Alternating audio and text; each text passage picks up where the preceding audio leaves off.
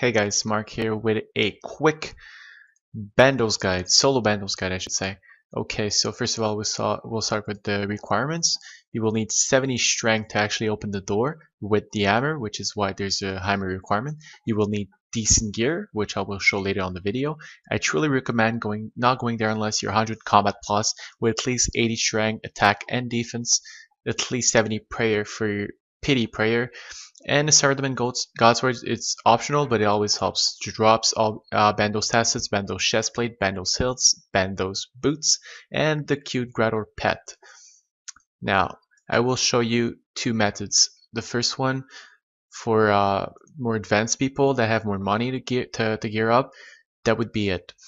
So Verax helm, you can always change this for net helm or fighter hat, that's fine. Fury, you can downgrade it to glory. Cape, if you're not willing to risk your fire cape, you can always bring a skill cape, that's fine. Tentacle whip, abyssal tentacle I should say. I would not recommend bringing a regular whip. It's really better to bring abyssal tentacle, and if you don't have it and you have Hasta, Zamrock Hasta, you can always bring Hasta. I think I'd bring Hasta over regular whip, but if you have tentacle whip, I'd recommend bringing one. Carol Stop, you can downgrade this for Zamrock Top or simply Black the Eyed Body. Crystal Shield, imbued. If it's imbued, great. If it's not really worth bringing, make sure it's imbued. If you have Dragonfire Shield, bring it. Bandos stat sets, you can downgrade this to Verax Skirt, Darax Legs, or Darax Legs, that's fine. Bandos Boots, Barrow's Gloves. Zerker Ring imbued, I bring it, but if you're not confident about your internet or simply it's one of your first time, I definitely recommend using a Ring of Life. Inventory, 2 Trollhelm teleports, Super Combat Potion, at least 1. 2 brews, I normally bring food, not too many brews, that's just in case I panic or I need the food and brew. 3 Pro Potions, your hammer, if you forget your hammer you cannot get in. Bone to Peaches, Sardom and Godsword as your spec whip. If you do not have Sardom and Godsword, you can always bring DDS or any other spec whip. AGS could work fine. I have AGS, but I prefer using SGS. You could use the Albert, D Mace. Really, the spec whip is your choice. Tuna Potatoes to last a bit longer. Tuna Potatoes heal 22, Sharks heal 20. Not that much of a difference, but I have 16, so that's 32 more HP. Kinda one extra shark if you think about it, even almost 2. So yeah, that would be it for the gear. Oh, well actually not really. I'll bank this. I'd recommend bringing a Rune Defender. Switching, I will show later on the video, but switching Rune Def and Crystal Shield or DFS if you have one. So that is it for the high levels, or at least the people that have more money. Now we'll show you a cheaper setup. Okay, for the less expensive / cheap setup, here it is. The switch I've done: Net Helm instead of Verax Helmet, Black the Eyed Body instead of Carol's, Verax Skirt instead of Bandos Tassets. You could also use Thorax Legs or Darax Legs. Shield, I would definitely recommend you using it if it's imbued. If you have DFS, go ahead. Other than that, Spec Web, I brought DDS to be cheap. If you have SGS, obviously you want to use it. If you have anything you believe is better, Dragon Mace, the Albert, you can also use them. I like DDS. Still need the Rune Defender switch. It's going to help you with kills. Since you do not have Bandos Tassets, you could also bring Damage Book, which is Bandos Book, as your Bandos item. If you can afford Bandos Boots with that gear, great, even better. Bang the shield, bring 1 extra food, and use Bandos Boots. They also have better defensive stats than Dragon Boots, so that's even better. I don't have them, otherwise I would put them in here. And otherwise, if you don't have any Bandos item, it's not the end of the world, but it's definitely recommended to have it.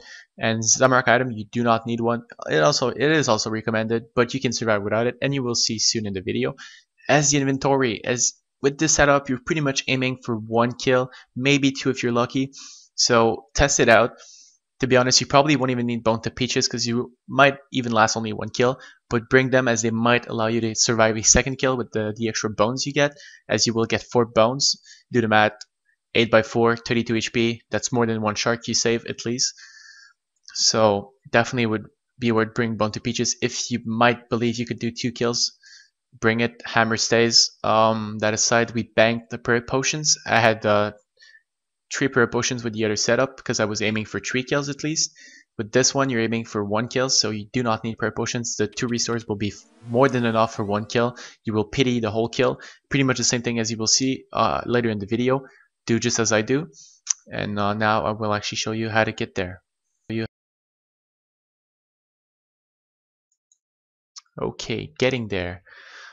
I use Trollhelm teleports. You get them from Nightmare Zone, scroll over direction. If you don't know how to get them, Google is your friend. Otherwise, sorry for being a dick here, but yeah, if you don't have them, that's fine. You can always use, I'm on Lunars, but there's a Trollhelm teleport.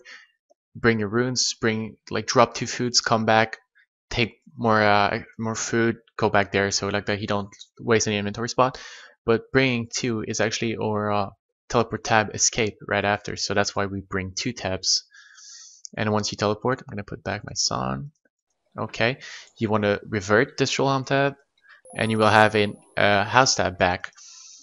And now simply make your way there, assuming you guys know how to get there. If you don't, you go here, straight there, and I'll meet you guys here. Once you go across the trolls, make sure you pray range, otherwise you'll take useless damage and you might have to eat, so make sure you pray range. If you have 70 agility like I do, use the little crack, otherwise if you have 60 strength, move the boulder. And make your way into the dungeon. If it's your first time, be aware that you will need a rope to put right here, and you will also need primarily here to avoid getting hit by wolves. You'll need a rope here, and you need to speak to that guy that will be sitting on the rock. Once you go in, if you don't have Cyber Domain items, I will recommend you to pray Mage. And once you're a bit north, out of Cyber Domain's monster, pray Melee to avoid getting hit by Zamorak followers. On your way there, you can kill a little bit of goblins. If you have Zamorak item, this is where you will do your kill counts. As you can see, I'm getting killed by Zami followers, so I'm not going to do my kill counts here. But if you have Zamorak item, you will do your kill counts here. Much easier for you to do. But if, like me, you don't have Zamorak item, what I will recommend you, I will just kill all the goblins though. I do recommend you guys killing all the goblins. And once you're done with the goblins, go north here. And there will be hobgoblins, really easy to kill. And for any of you guys that ask me, wait, shouldn't we just use ecumenical keys to do our solos? I would say no, it's a waste of a key. A key actually takes quite a bit of time to get, so I would definitely not recommend you guys using a key for Bandos. Unless you die, then you definitely want to use a key to get back as soon as possible. And once I get 40 kill counts, I will show you how to get in. I will show you. Okay, once your kill counts are at 40, you're ready to go. Make sure you put your shield on if you were wearing Rune Death to do your kill counts, which I recommend, by the way. Once you're ready, pot up. You may brew before the kill simply to get to higher HP. That's fine. Make sure you drink a restore potion right after, and then drink your super combat potions or super attacks depending on what you went with. Then pray melee to avoid getting hit by Zami followers. Bang the door with your hammer and get ready to go in. Once you pass the door, you don't need the hammer anymore. You may drop it if you wish. And then once you're in, you may protect from melee from your item if you're afraid to lose it. Put pity on and wreck him. And we got death and shield. Just do like this. I just missed a hit. That was a bad. But yeah, if you're not sure, don't do it. Just do one hit like this, because you don't want to miss a shield when he does the range attack. Could definitely hurt you. Feel free to save, by the way. Like, he can combo really hard with the mage minions and all.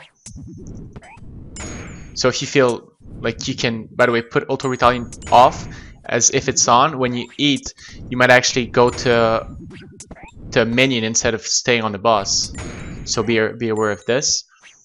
That aside, just kill it. Normally here, I definitely recommend you to eat. And like I said, feel free to save. I wouldn't recommend using SGS specs on the boss. Use them on a minion, as their defense is really lower.